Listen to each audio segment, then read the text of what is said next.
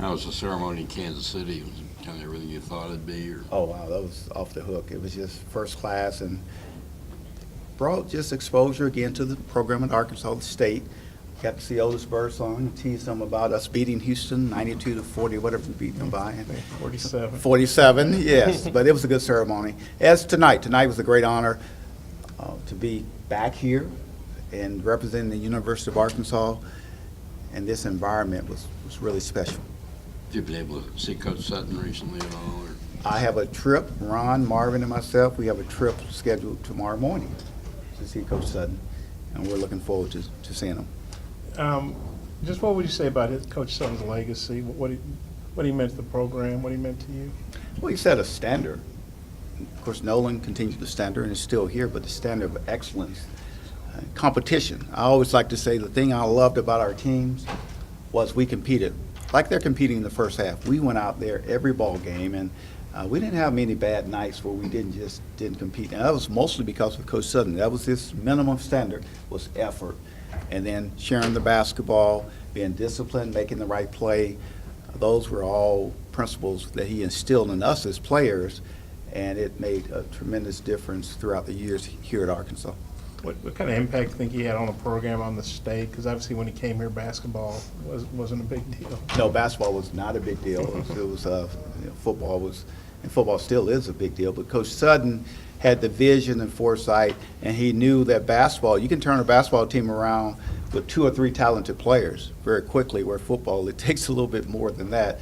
And he focused on getting the right players in the program.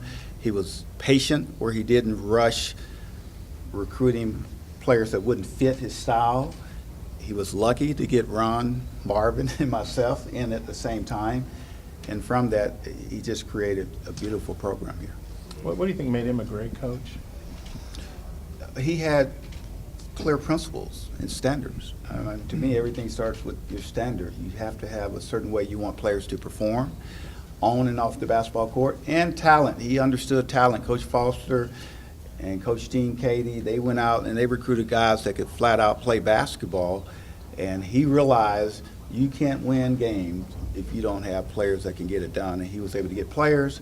He was able to keep his standards very high, and he had us buy into. We didn't have a choice back then. You didn't have a choice if you bought into a program or not.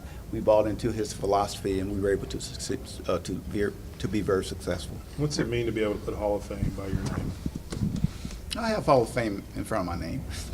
Just Well, kidding. yeah, I mean, Hall of Famer Sidney Moncrief. Right. What's that mean? It's an honor. I think as you get older, obviously it means more. I never really thought a lot about the Hall of Fame when I played, and certainly even after I finished playing, it was never something I really thought about. As you get older, you become less relevant. You sometimes you need something to remind you that you were an impact player back when you played.